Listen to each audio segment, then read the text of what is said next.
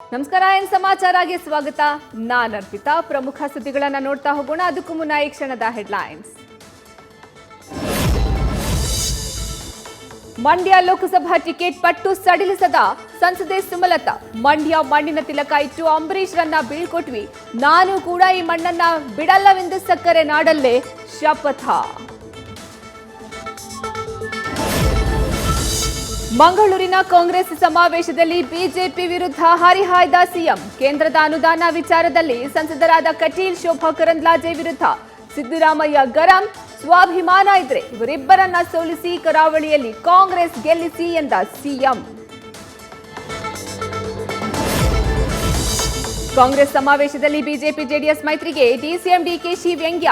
ತೆನೆ ಹೊತ್ತ ಮಹಿಳೆ ಹೆದರಿ ಬಿಜೆಪಿಗೆ ಸೇರಿದ್ದಾಳೆ.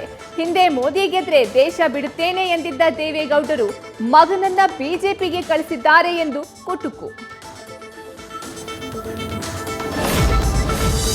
ಕರಾವಳಿ ಬೆನ್ನಲ್ಲೇ ಇಂದು ಮಂಡ್ಯದ ಮಳವಳ್ಳಿಯಲ್ಲಿ ಕಾಂಗ್ರೆಸ್ ಬೃಹತ್ ಸಮಾವೇಶ. ಸಿಎಂ ಸಿದ್ದರಾಮಯ್ಯ ನೇತೃತ್ವದಲ್ಲಿ ಕಾರ್ಯಕ್ರಮ. ಸಮಾವೇಶಕ್ಕೆ ನಾರಿಯರನ್ನೇ ಹೆಚ್ಚಾಗಿ ಸೇರಿಸುವ ಮೂಲಕ ಮಹಿಳಾ ಮತದಾರರನ್ನ ಸೆಳೆಯಲು ಪ್ಲಾನ್.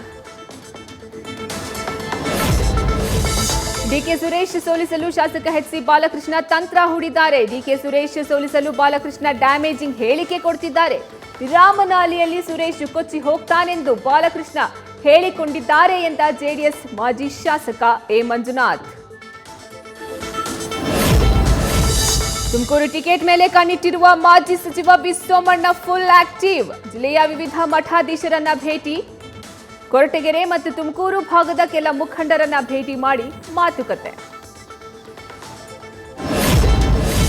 ಟಿಕೆಟ್ಗಾಗಿ ಸೋಮಣ್ಣ ಕಸರತ್ತಿನ ನಡುವೆ ನನಗೆ ಟಿಕೆಟ್ ಫೈನಲ್ ಅಂತ ಡಾಕ್ಟರ್ ಪರಮೇಶ್ ವಿಶ್ವಾಸ. ಈಗಾಗಲೇ ಹೈಕಮಾಂಡ್ಗೆ ತಲುಪಿದ 4ರ ಪಟ್ಟಿಯಲ್ಲಿ ನನ್ನ ಹೆಸರಿದೆ. ಸೋಮಣ್ಣ ವಲಸಿಗರು ಅವರಿಗೆ ಟಿಕೆಟ್ ಕೊಡಬಾರದೆಂದು ಸೋಮಣ್ಣ ವಿರುದ್ಧ ವಲಸಿಗ ಅಸ್ತ್ರ.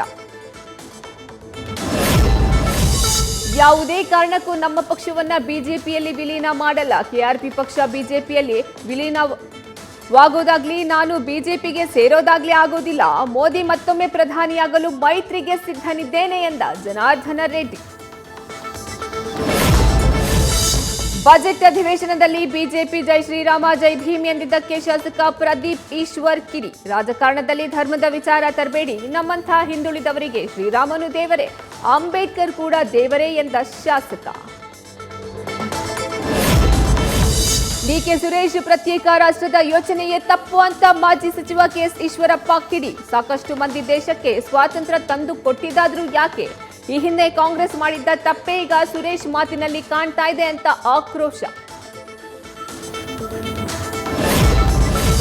ಮಂಗಳೂರಿನ ಜೆರೋಸಾ ಶಾಲೆ ಕೇಸ್ನ ವಿಶೇಷ ತನಿಖೆಗೆ ಐಎಎಸ್ ಅಧಿಕಾರಿ ನೇಮಕ. ಶಾಸಕರ ವಿರುದ್ಧ ಎಫ್ಐಆರ್ ದಾಖಲಾಗಿದ್ದಕ್ಕೆ ಸಚಿವ ದಿನೇಶ್ ಗುಂಡೂರಾವ್ ಸಮರ್ಥನೆ. ಶಾಸಕರು ಧರ್ಮಗಳ ನಡುವೆ ವೈಷಮ್ಯ ಬೆಳೆಸುವ ಹೇಳಿಕೆ ನೀಡಿದ್ದಕ್ಕೆ ಪ್ರಕರಣವೆಂದು ಸ್ಪಷ್ಟನೆ.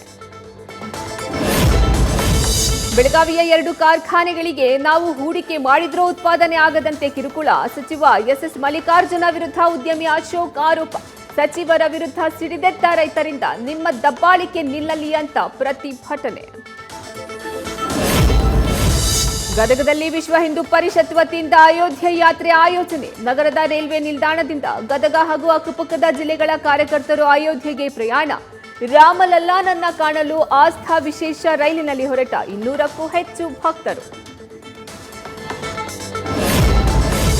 6ನೇ ದಿನಕ್ಕೆ ಕಾಲಿಟ್ಟ ಅನ್ನದಾತರ ಕಿಚ್ಚು. ಭದ್ರತಾ ಪಡೆಯ ಉಕ್ಕಿನ ಕೋಟೆ. 100 ಟ್ರ್ಯಾಕ್ಟರ್ಗಳಲ್ಲಿ ದೆಹಲಿ ಗಡಿಯಲ್ಲೇ ತಂಗಿದ್ದ ರೈತರು. ಇವತ್ತು ಮತ್ತೆ ರೈತರ ಜೊತೆ ಕೇಂದ್ರ ಸರ್ಕಾರದಿಂದ ಮಾತುಕತೆ.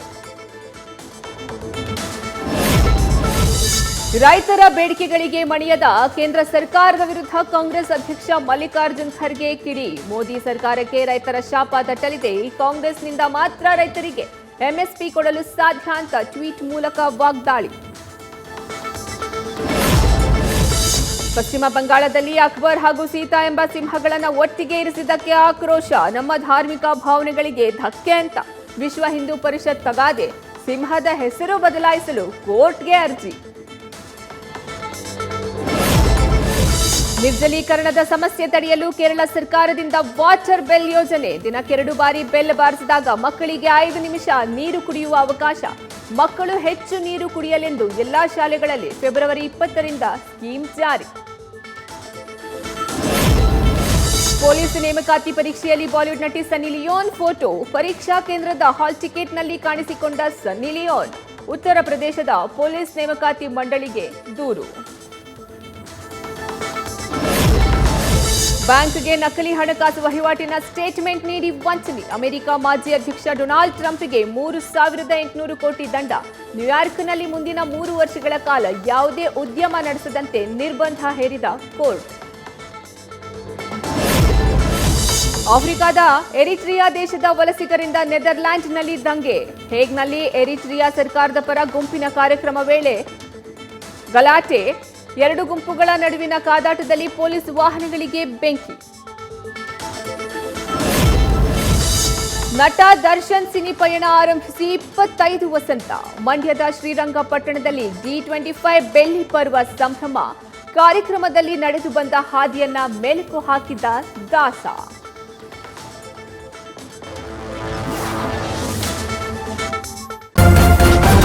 ನ್ಯೂಸ್ ಫಸ್ಟ್ ನಿರ್ಭೀತಿಯಿಂದ ನಿಮ್ಮ ಪರವಾಗಿ.